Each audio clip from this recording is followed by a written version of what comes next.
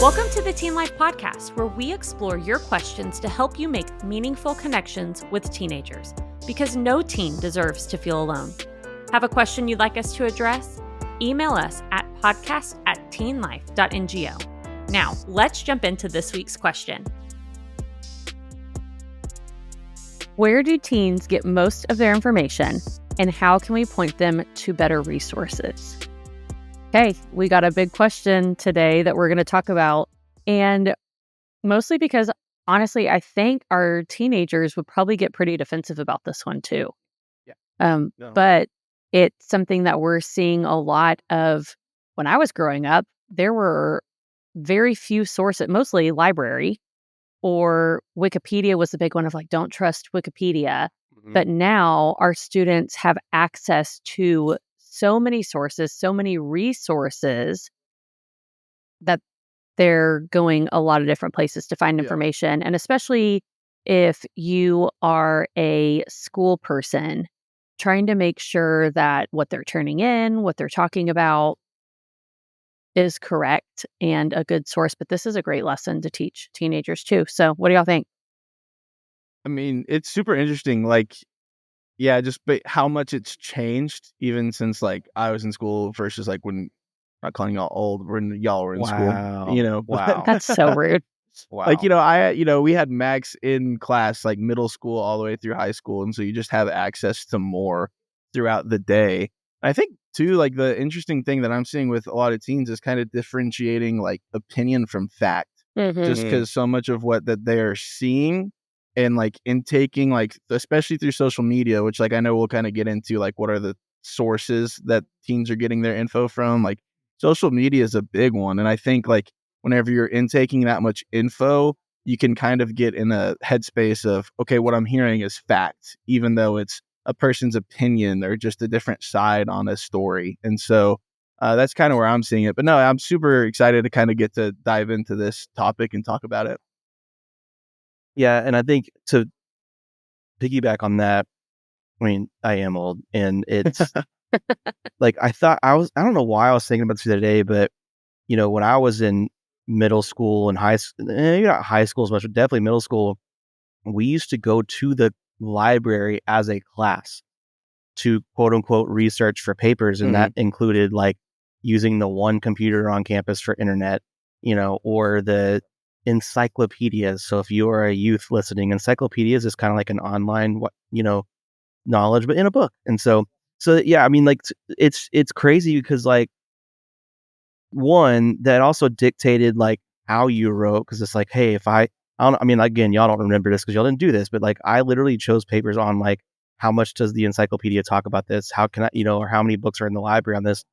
And now you have this wealth of knowledge, which is great, but everything that you did back then was strictly factual, or it was very obvious it was an opinion.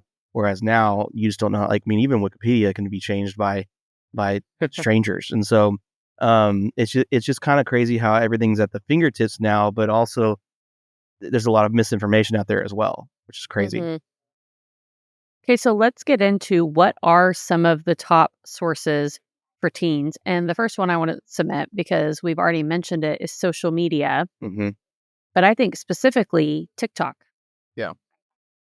TikTok's crazy. Like with like their search engine, and what you're seeing now, like, is on videos. If a topic's talked about, it'll have a little like magnifying glass with a topic that you can like then click on, and it'll tell you what the video is talking about, or like things like that. That like is crazy, and it's gotten like better, but like there's still some flaws. But like that's wild too. That like you don't even necessarily have to go out and search for something. Like it's just a click of a button away. If you get on one TikTok about a certain subject, you can just click and then find way more info about it. I gotta be honest, there's many times that I won't know about like a current event or like something going on, and then I'll see it on TikTok, and it's like, and then I get on a rabbit hole of like, why is this person on trial? And then it's like, and it seems like we kind of like go through these waves of things that we get super like invested in, like murder cases, or some sort of like tensions in certain areas or whatever it may be, and there's a lot of times like there's things that I would never know about if it wasn't for social media putting it in front of me. Yeah. And it's like across the nation. Like, and it's not that I shouldn't, I should put my head in the sand. It's not that I can't be, researching and looking at that kind of stuff. But there's a lot of times that stuff puts it in front of me on its own. And I wouldn't know about it otherwise, which is just, it is a weird thing to think about. And even as an adult, it's fun because, if it's talking about like Riz or a thing that you don't understand, like they're using like lingo, it'll have the search bar. And a lot of times you can click it and it'll take you to another video of someone explaining what it is. Mm-hmm. So I've even found it somewhat useful just with that. But I think teens are using it differently than that. Well, I just don't think teens are watching the news. They're not going to news websites. No. They don't have that on their phone.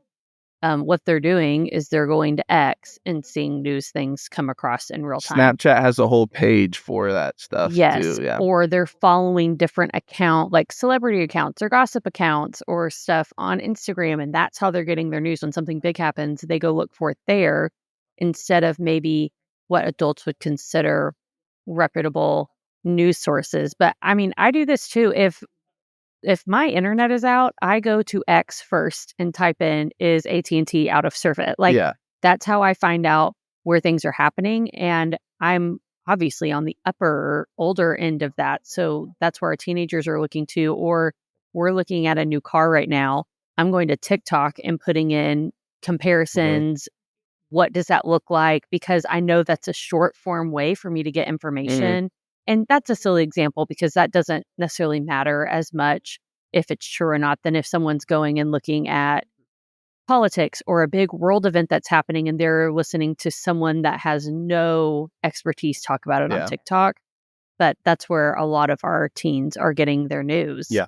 And I think a lot of that sources is like a microcosm of just kind of the shift of how we intake information now, of like how teens intake, like, like Tobin said, you're used to like reading. Like if a teenager has a question on like a user's manual of like how to set something up, odds are they're going to look up a video instead of trying to read through the instructions on how to do it, just because that's how information's taken now. And so like, it's interesting too, like how even across the board on like searching things and information about things, I find that teens would rather watch a video than read something about it. I gotta be honest, I'm not much different in that area either.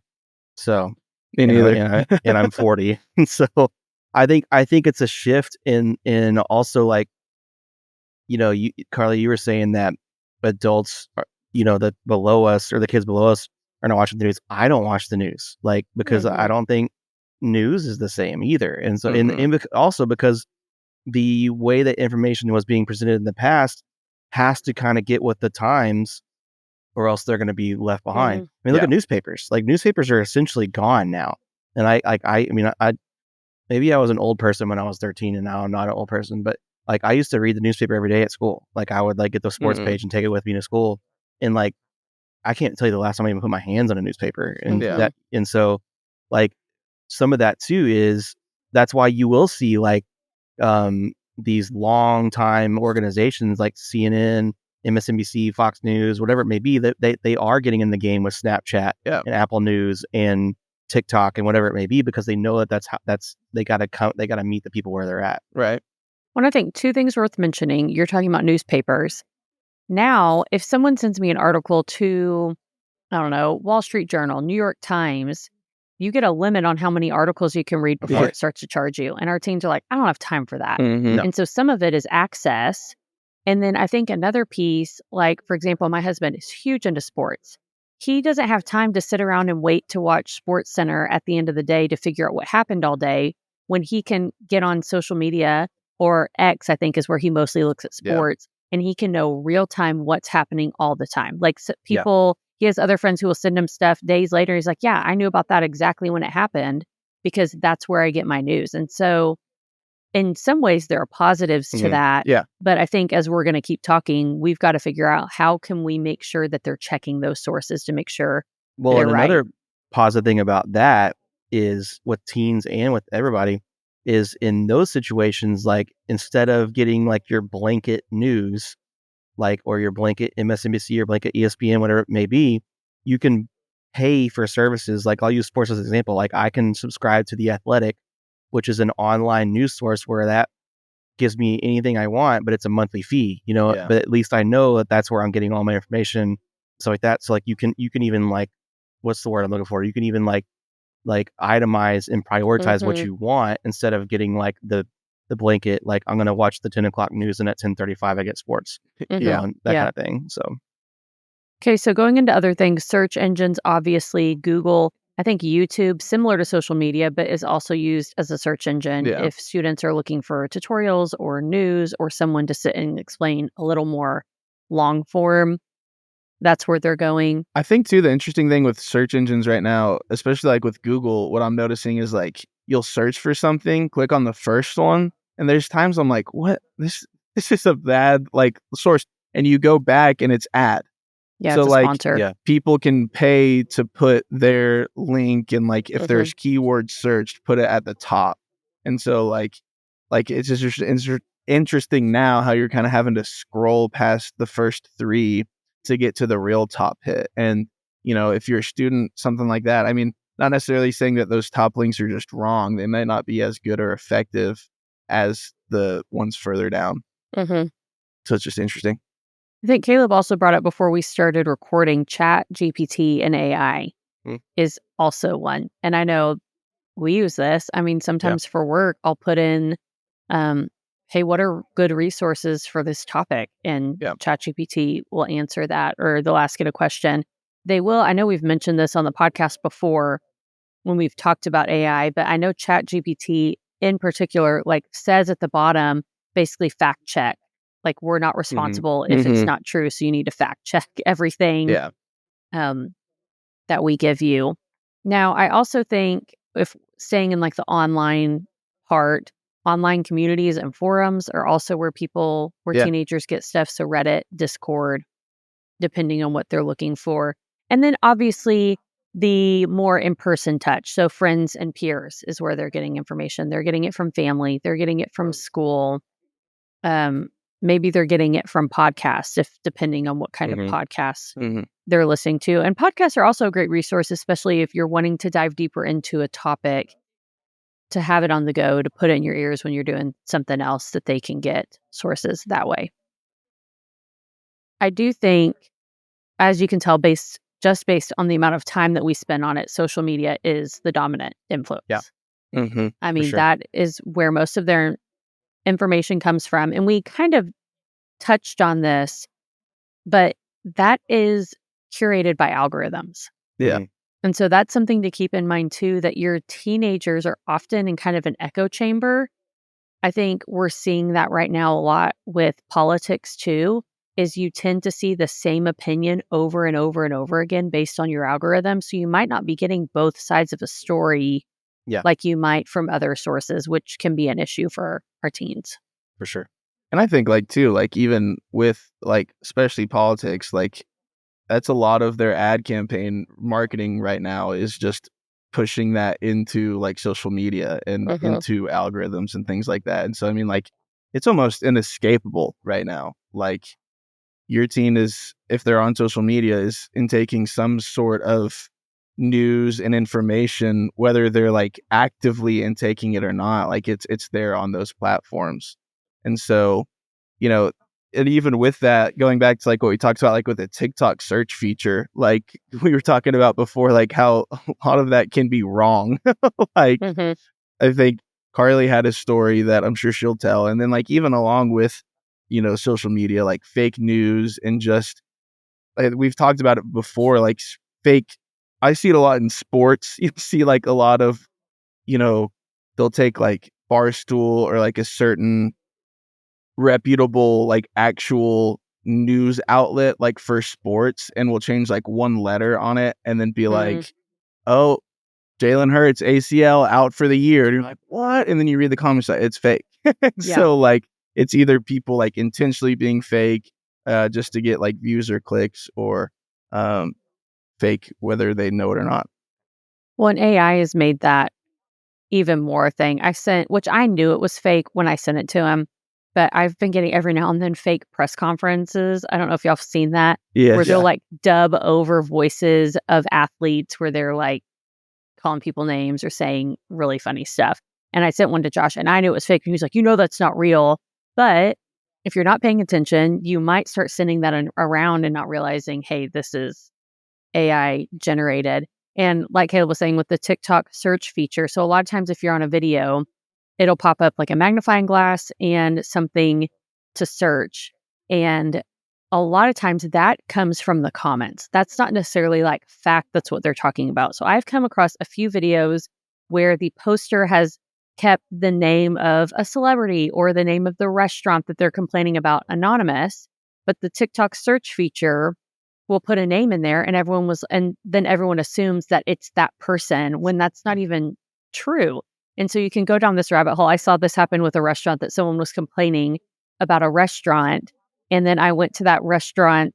I like searched it and looked it up. And then I went to their Instagram and they had like made a story about like kind of poking fun at the TikTok because they're like, hey, that's not us. But everyone's assuming that it's us because of the TikTok search feature. So that's a conversation too to have with teens. Like say, hey, if you are on TikTok, do you see the search feature? Do you know what it means? Do you always consider that fact or do you look into it more? Mm. And Well, that's and where speaking of looking into that, like legitimately, I'm asking you guys as adults with real jobs and, real lives, if someone gives you information, like, have y'all ever been trained on how to fact check in this like technology age and stuff? Like, do y'all even know how to fact check as adults? Because honestly, like I barely do, and it's only because I had a granddad that was very weird about this stuff and kind of taught me how when I was in high school. But like that's the thing is like if we're not teaching our students, hey, you can't believe everything that you're reading in any topic off of the internet and off of social media and stuff like that. But here's how you can find that out. Like a lot of people are going to take whatever they see at face value. And so like, and I think that, I mean, I have friends that are in that boat that probably don't know how to fact check. I think that's a great question, Tobin, of do we even know how to fact check? And that's something, I don't know if I'm doing it right. I have looked into it before I've even asked questions or like looked up. Now I've Googled it. So who knows how relevant that is. But like when it comes to news, what are the most neutral news sites to start getting information that's not as biased? Like those are things that I think of because I think you can find one of the problems with this subject in particular is you can find any article that's going to back up your point of view. For sure. I mean, like it is very easy to go find either side, either extreme. But if you want to know like more close to the facts, like making sure that you're looking at reputable sites. And I don't really want to answer that for everyone listening here. That's something I think you need to look into and have a conversation with teenagers. But one question I do want to pose is, are teens seeking other sources of information because we aren't willing to have those conversations with them? I think it depends on the household. Yeah. Like, there's some households, like, I mean, it's not the same thing, but like my grandparents watched a certain news station solely because of the weatherman that was there. Like, and like, man, I love that. Like total sidebar, but like people are loyal to their weathermen. Oh, and so like, if the household is a certain way, I could see it either way. I could see it as that's where they get their news, but I could also see it as, well, especially as a teenager, well, I don't like what mom and dad think, so I'm going to now go the opposite end of the spectrum. And the next thing you know, you have like differing things happening. And so like, I do think that plays a huge part in it. Or is the household actually having conversations about finding your own, finding correct sources or your own voice in that situation too? But the household plays a huge part of that, in my opinion.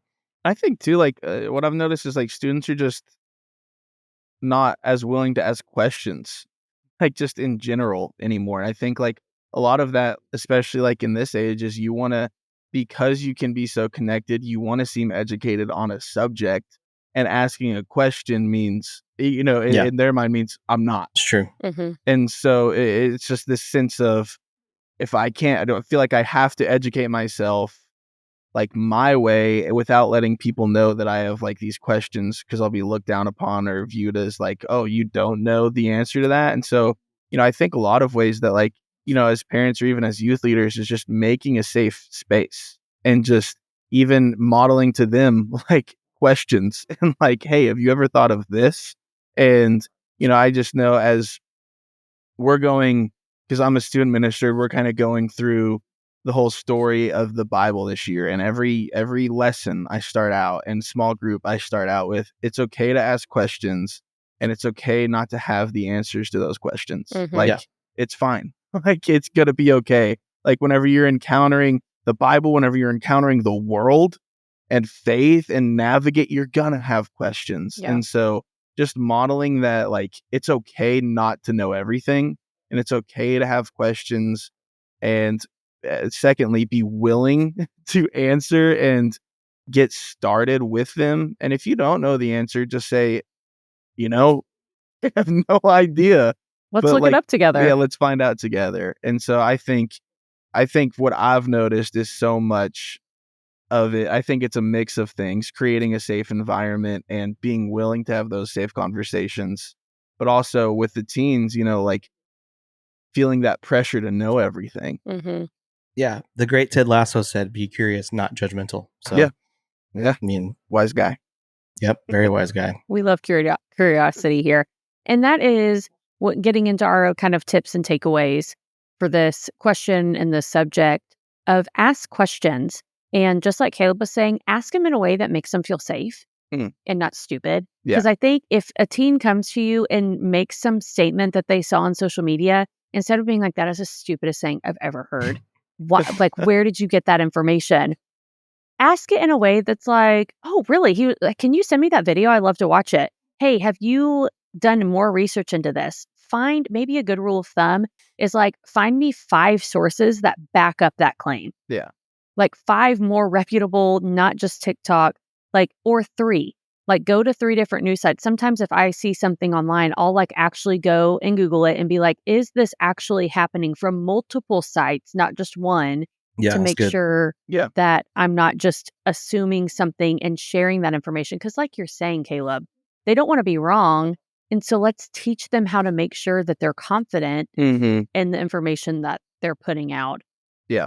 And so that's kind of the second piece to that, is talk through practical places to get reliable information, teach them how to fact check, give them neutral news sources. When I did look it up, Associated Press, Reuters, NPR are typically considered. Now, most news sources still lean one way or the other, but those typically are considered more neutral sources. You got to find stuff that's not like usually opinion related and more factual, like which AP is a good, in Reuters are a good example of that, of they're presenting a story and the facts of the story and not an op-ed from someone on their team, like other resources do.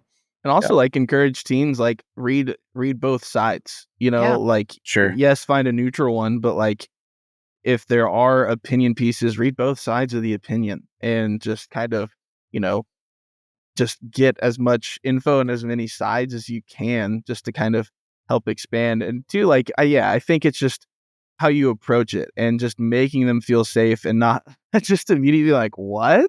And feeling like attacking and being like, because then it turns into an argument. It doesn't need to be an argument. And just making sure that they realize they're on the same team. And two, like, it's just, even with funny things, I know a while back that like was going around that Helen Keller didn't exist. Right? Like, we talked about this on the podcast. And that's just a microcosm that she wasn't of actually everything. Blind and deaf. Yeah. Of like, there's no, like, it's to the point of like teenagers and everything. It's them processing and like growing through the curiosity of like, there's no way. And just to kind of not laugh it off immediately and just be like, well, okay, let's look into Helen Keller's story, because that does sound Karlie's crazy. Still not convinced. So, well, I don't know. I'm just saying there are some convincing TikToks out there that make me ask questions. But I think that's great. I think this is the perfect opportunity to have conversation with your students, and you would rather teach them and model for them now how to do this well, so that when they leave, when they graduate, when they are out of your class, that they feel equipped to do this on their own. And this is a skill that they're going to take with them on and on and on. And so have a great conversation with the teen today about where they're getting their sources and what that looks like. We have more exciting episodes coming up in this season of the Teen Life Podcast. So make sure that you're subscribed on YouTube or wherever you listen to podcasts. And once again, we want your questions. So reach out on social media or email us at podcast@teenlife.ngo to submit your question. And we'll see you next week.